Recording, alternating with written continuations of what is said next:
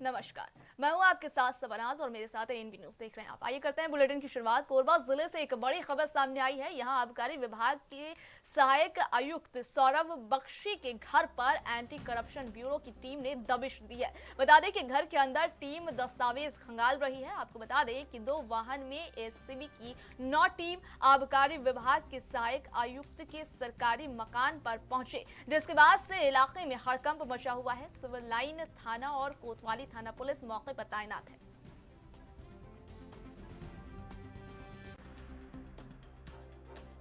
नमस्कार। अभी मैं मौजूद हूँ सहायक आबकारी आयुक्त सौरभ बख्शी के यहाँ, जहाँ पर सवेरे तड़के एसीबी की 2 गाड़ियाँ उनके यहाँ छापामार कार्रवाई की है। और हम बता दें, सौरभ बख्शी वही हैं जिनमें लगभग 1.5 साल पहले ईडी की चार्जशीट में 71 लोगों में इनका भी नाम शामिल है। बाकी देखने वाली बात होगी आगे इन पर क्या कार्रवाई की जाएगी और आगे सरकार इन पर क्या एक्शन लेगी। पर्यटन मंत्री बृजमोहन अग्रवाल ने कहा कि कांग्रेस छत्तीसगढ़ की डेमोग्राफी को बिगाड़ने के लिए धर्मांतरण करा रही है। उन्होंने कहा कि परिवहन में लगभग 54 करोड़ रुपए खर्च किया गया है। इसी तरह कोंडागांव में 1 करोड़ 93 जी हाँ बता दें कि 93 लाख रुपए का गोबर खरीदा गया है और एक ही किसान से 5200 किलो गोबर खरीदा गया है। इस मामले में माननीय विधानसभा अध्यक्ष जी जांच करवाएंगे।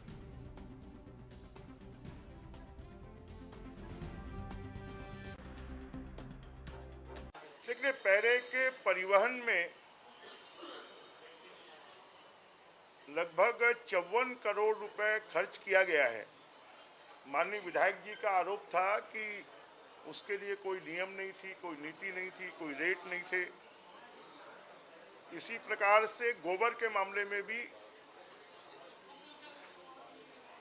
लता उसेंडी जी ने कोंडागांव विधानसभा में 1 करोड़ 93 लाख रुपए का गोबर खरीदा गया है और एक ही किसान से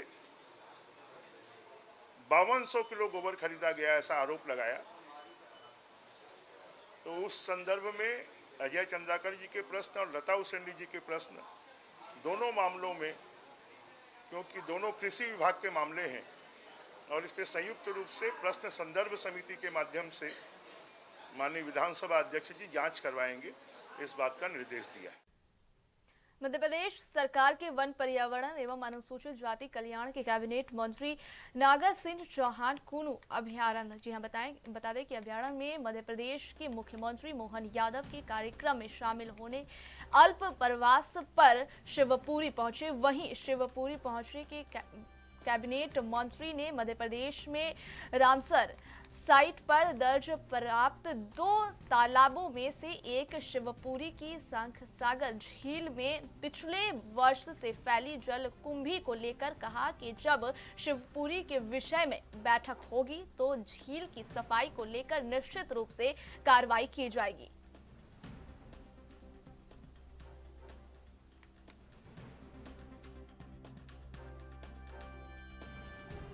सर, क्या है शिवपुरी में जितने भी प्लांटेशन दिए गए हैं उनकी जो स्थिति है पौधों को लेकर, कई जगह 50-50 हज़ार पौधे लगाए गए थे उस टाइम पे, वहाँ पे आज 5% भी पौधे नहीं है सर। जैसे कोलारस में देखा जाए, एक कोगड़ा प्लांटेशन है, एक हीरापुर प्लांटेशन है, कई जगह इस तरीके के हालात हैं यहाँ पर पूरे फॉरेस्ट।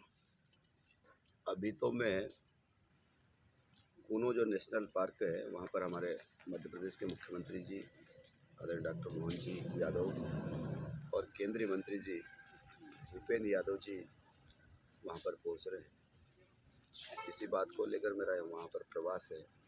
लेकिन जहाँ तक आपने शिवपुरी के कुछ स्थानों पर जो काम हुआ है उसकी शिकायत कर रहे हैं, अगर मेरे पास ऐसी कोई जानकारी लिखित में आएगी तो मैं उसकी जांच भी करवाऊंगा। अगर गलत पाए जाएंगे तो उसके खिलाफ कार्रवाई करेंगे। सर, अपने इस तालाब को रामसर साइट का दर्जा प्राप्त है और यहाँ पर जलकुंभी ने इसको घेर रखा है। सैलानियों को बोटिंग करने में समस्या आती है, इसकी सफाई के लिए। मैंने कहा ना कि जब तक मैं बैठक नहीं करूँगा, उसको समझूंगा नहीं, उसके मैं आगे कुछ बोल नहीं सकता हूँ, है ना। ये जब विषय आएगा, क्योंकि मेरे लिए नया विषय है, क्योंकि आप यहाँ के रहने वाले, मैं अलीराजपुर का रहने वाला हूँ, तो मैंने कहा कि जब बैठेंगे शिवपुरी के विषय में जब बैठक करेंगे समझेंगे तो आगे की बात। सर कुछ वरिष्ठ अधिकारियों के हम संज्ञान में लगातार लाते रहते हैं, लेकिन कोई इन पर कार्रवाई अभी तक होती नहीं मैंने है सर। कहा ना जी। कि अब मुझे लिखित में दो, जी। मैं भोपाल स्तर के हमारे अधिकारी उनसे भी बात करें। राहुल गांधी की भारत जोड़ो न्याय यात्रा को लेकर पूर्व सीएम कमलनाथ ने कहा कि लोकल में सभी कार्यकर्ता इस यात्रा में शामिल हों। यात्रा को सफल बनाना कार्यकर्ताओं की जिम्मेदारी है। इस यात्रा से जो माहौल बनेगा वो पूरे प्रदेश में जाएगा। लोकसभा चुनाव से पहले माहौल बनाना जरूरी है।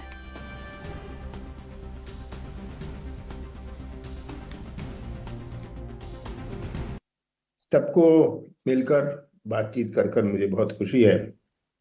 आज हमारे प्रमुख कार्य दो हैं। एक है राहुल जी की यात्रा। ये यात्रा अब फाइनल है, इसकी सब तारीखें सब पॉइंट्स फाइनल हो गए हैं, तो हमें उसको खुद उसको स्टडी करके कि कैसे कैसे वहाँ उनकी यात्रा पिछली यात्रा से और बढ़िया रहेगी, ये करना बहुत जरूरी है। और ये हर कार्यकर्ता का, जिला कांग्रेस कमेटी प्रभारी तो बना दिए गए हैं, इंचार्ज बना दिए गए हैं, पर लोकल लोगों का बहुत बड़ा हाथ होता है इसमें। कि पिछली यात्रा मैंने देखी थी, बड़ी नजदीकी से देखी थी, उसमें जब तक लोकल लोग नहीं इन्वॉल्व हुए तब तक यात्रा सफल नहीं हो सकती। पब्लिक तो आ जाती है, पब्लिक आए या ना आए, हम उस उम्मीद में ना रहें कि पब्लिक आ जाएगी। हमारे लोग आए, हमारे सब लोग आए, ये हमारा प्रमुख कार्य है। तो इसमें लंबी बात नहीं है, बस ये देखना है कि ये यात्रा सफल हुए और इस यात्रा से जो वातावरण बनता है वो पूरे प्रदेश में जाता है। तो ये एक वातावरण लोकसभा चुनाव के पहले बनाना बहुत आवश्यक है। उसके बाद रहा लोकसभा चुनाव। 8 हफ्तों में जो हम सुन रहे हैं कि वो अगले कुछ दिनों में घोषणा कर देंगे तारीख की, पर जो सुन रहे हैं कि अप्रैल के तीसरे हफ्ते में ये चुनाव होगा। अगर अप्रैल के तीसरे हफ्ते में ये चुनाव होगा तो हमारे पास समय क्या। संयुक्त किसान मोर्चा के सदस्यों ने जगदलपुर में केंद्र सरकार के खिलाफ विरोध प्रदर्शन किया। किसान संगठनों को दिल्ली में प्रवेश नहीं दिए जाने का विरोध संयुक्त किसान मोर्चा के द्वारा किया जा रहा है। बता दें कि शहर के गोल बाजार चौक पर संयुक्त किसान मोर्चा के सदस्यों ने विरोध प्रदर्शन करते हुए केंद्र सरकार के खिलाफ जमकर नारेबाजी की है। भारतीय जनता यह बता दें कि भारतीय यूनियन किसान के बस्तर जिला अध्यक्ष शुभम सिंह ने बताया कि किसान संगठनों के द्वारा MSP कानून की मांग की जा रही है।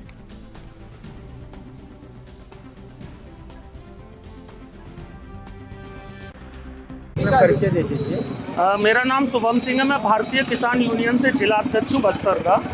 बताएंगे क्या मांगे हैं आप लोगों की? देखिए, किसान जो है अपनी मांगों को लेकर दिल्ली की तरफ जा रहे थे, जिसको केंद्र सरकार ने रास्ते में रोक दिया गया है।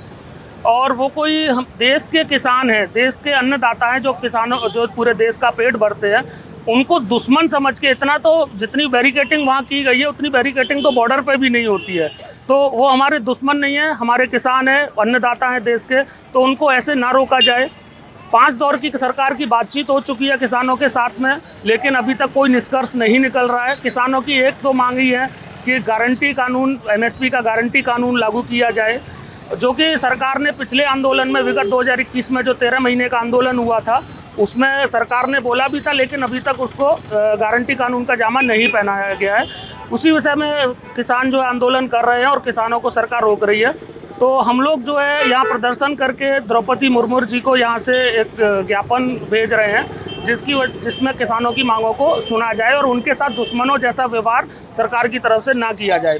साथ ही छत्तीसगढ़ के किसानों का भी हम लोग मुद्दा उठा रहे हैं, जिसमें यहाँ के किसानों के पास में खेती करने के लिए पानी की व्यवस्था नहीं है। और भी कई सारे मुद्दे हैं जिसमें किसान जो है अपने परेशानी से जूझ रहे हैं।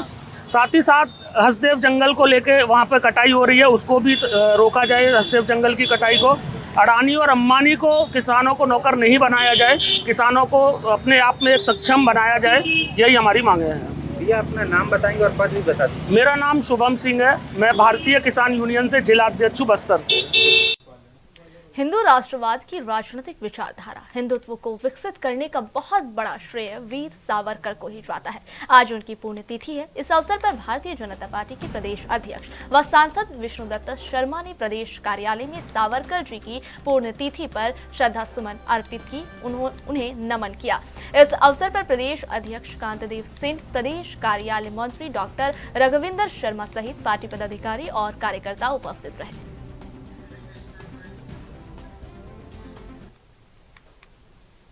छत्तीसगढ़ के जांजगीर चांपा से खबर है, जहां निर्माणाधीन पानी टंकी के गिरने से मजदूर की मौत हो गई। बता दें कि बलौदा थाना के कोरबा गांव में पानी टंकी का निर्माण हो रहा था और बिना सेफ्टी का काम कराया जा रहा था, जहां कार्य करते समय निर्माणाधीन पानी टंकी के गिरने से एक मजदूर की मौत हो गई।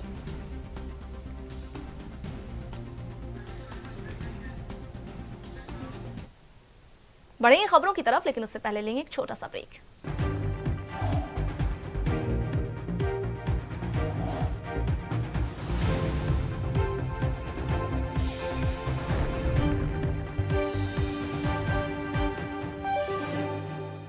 ब्रेक के बाद स्वागत है आपका।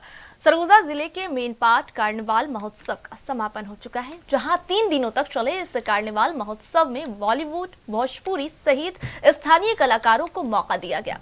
वहीं आज समापन समारोह में प्रदेश के पर्यटन मंत्री बृज मोहन अग्रवाल, महिला बाल विकास मंत्री लक्ष्मी राजवाड़े, क्षेत्रीय विधायक राम कुमार टोपो सहित जिले के तमाम अधिकारी और कार्यक्रम को देखने आए लोग मौजूद रहे। इस दौरान प्रदेश के पर्यटन मंत्री ने कहा कि मेनपाट एक हिल स्टेशन है। इस क्षेत्र को पर्यटन के दृष्टिकोण से विकसित करने की अपार संभावनाएं हैं। वहीं मंत्री ने मेनपाट पर्यटन को विकसित करने के लिए 2 करोड़ रुपए देने की घोषणा भी की।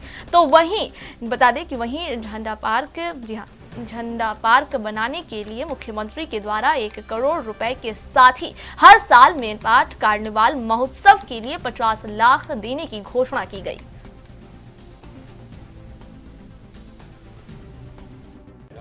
देखिए, मेनपाट मेरा व्यक्तिगत भी प्री डेस्टिनेशन है।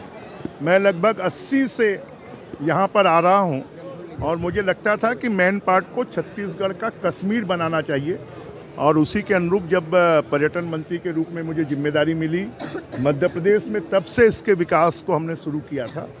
और आज मेनपाट महोत्सव एक अपने मुकाम पर पहुंचा है और मेनपाट महोत्सव को और मेनपाट को विकसित करने के लिए हमारे यहाँ के विधायक जी राम कुमार टोप्पो जी, यहाँ सरगुजा के विधायक प्रबोध मिंज जी, अजय अग्रवाल जी, सभी लोग चाहते हैं कि मेनपाट एक विकसित पर्यटन स्थल बने।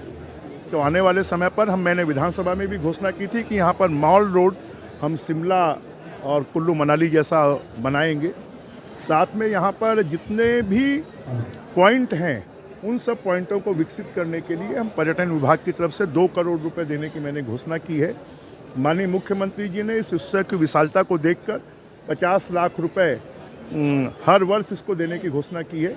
साथ में इन्होंने जो एक 452 फीट का राष्ट्रीय ध्वज फहराने का निर्णय लिया है, वहाँ के लिए भी 1 करोड़ रुपए मुख्यमंत्री जी ने देने की घोषणा की है। इससे आप समझ सकते हैं कि मेनपाट उत्सव और मेनपाट इस सरकार के, विष्णुदेव साय सरकार के प्रायोरिटी के एजेंडे में है। हम इसको विकसित करेंगे और जब हमारा यहाँ का दरिमा एयरपोर्ट शुरू हो जाएगा तो उसके बाद यहाँ पर पूरे देश भर से और विदेशी पर्यटक भी आएंगे। तो मेनपाट छत्तीसगढ़ का हिल स्टेशन बने, ये हमारी कोशिश होगी। जी बिल्कुल, हमने प्रपोजल रखा था माननीय मंत्री जी के पास कि एक विशेष टीम के द्वारा जितने भी पर्यटन के पॉइंट हैं मेनपाट में उसको सर्वे करके एक मॉडल तैयार किए जाएँ। तो इसके लिए हमने एक जो पर्यटन विकसित के जो एक टीम होती है उस टीम को हमने बुलाया है। जल्द यहाँ आएंगे और वो यहाँ रहकर उन सभी जगहों को चिन्हित करेंगे और एक 3D मॉडल तैयार करेंगे।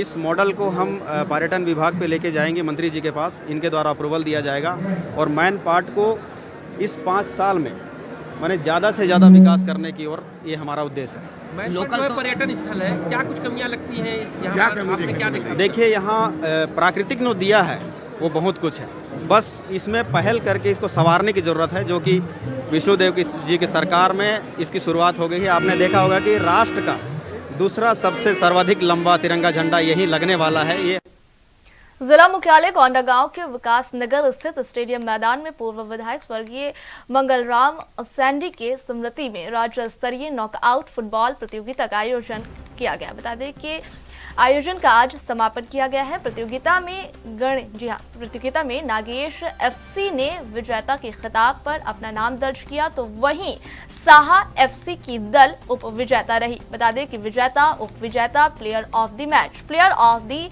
टूर्नामेंट व अन्य विजेताओं को अतिथियों के हाथों सम्मानित किया गया। इस फाइनल मैच में बहुत ही शानदार खेल का प्रदर्शन किया गया दोनों ही टीमों के द्वारा, और नागेश 11 3-0 से विजयी रहा। बहुत ही शानदार खेल का प्रदर्शन किया गया। यहाँ पर दर्शकों को बहुत अच्छा खेल देखने को यहाँ मिला है। खेल प्रतिभाओं के उत्साहवर्धन के लिए प्रशासन की ओर से किस तरह से मदद हुई? जितने भी खेल प्रतिभाएं हैं, फुटबॉल हो चाहे और दूसरे खेल, सभी के प्रोत्साहन के लिए, उनको उभारने के लिए, नई प्रतिभाओं को सामने लाने के लिए जिला प्रशासन की ओर से इसी तरह के खेल आयोजन किए जाएंगे भविष्य में, और उनको प्रतिभाओं को उभारने का मौका दिया जाएगा। 15 तारीख से राज्य स्तरीय टूर्नामेंट का आयोजन हुआ था, जो स्वर्गीय श्री मंगलराम जोसेंडी पूर्व विधायक कोंडागांव की स्मृति में डिस्ट्रिक्ट फुटबॉल एसोसिएशन के तत्वाधान हुआ था, जिसमें लगभग 14 टीमों ने भाग लिया। और आज फाइनल मैच का समापन अवसर है, जिसमें नागेश 11 और साहा 11 का मध्य खेला गया, जिसमें नागेश 11 ने 3 गोल मारकर जीत हासिल की, जिसके लिए डीएफए कोंडागांव आभारी है, धन्यवाद ज्ञापित करता है कि समस्त शहर के नगर वासियों ने इस मैच का लुत्फ उठाया और फाइनल मैच का मजा लिया। जी, प्रथम पुरस्कार स्वर्गीय श्री मंगलराम जोसेंडी के स्मृति में 71,000 रुपये प्रथम पुरस्कार था, और द्वितीय पुरस्कार रामसूरत चौहान की स्मृति में रखा गया था, जिसे उनके पुत्र महेश चौहान। शिवपुरी जिले के फिजिकल रोड थाना पुलिस ने क्षेत्र में अलग अलग 2 घरों में हुई लाखों रुपए के सोने चांदी के आभूषण और नकदी की चोरी का खुलासा कर दिया है। बता दें कि जिसमें चोरी करने वाले चोर फुंसी ओझा को गिरफ्तार कर उससे चोरी का माल बरामद कर लिया गया है। पकड़े गए चोर से पुलिस अन्य चोरियों का पता लगाने की कोशिश कर रही है।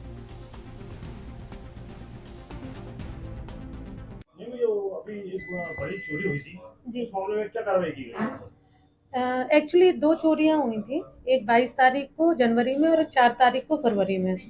दोनों का आरोपी एक ही था, एक ही व्यक्ति के द्वारा घटना कारित की गई थी, उसको गिरफ्तार कर लिया गया। उससे माल वगैरह बरामद किया? हाँ, उससे सोने चांदी के जेवरात कीमती करीबन 5 लाख रुपए बरामद हुए। उसमें और भी कोई साथ थे क्या? उनके बाद अकेले था? नहीं, वो अकेले चोरी करता है। उसने पूर्व में भी जो घटनाएं की हैं उसमें भी लगभग। अभी की खबरों में फिलहाल इतना ही। खबरों के साथ फिर करेंगे आपसे मुलाकात। दीजिए इजाजत, नमस्कार।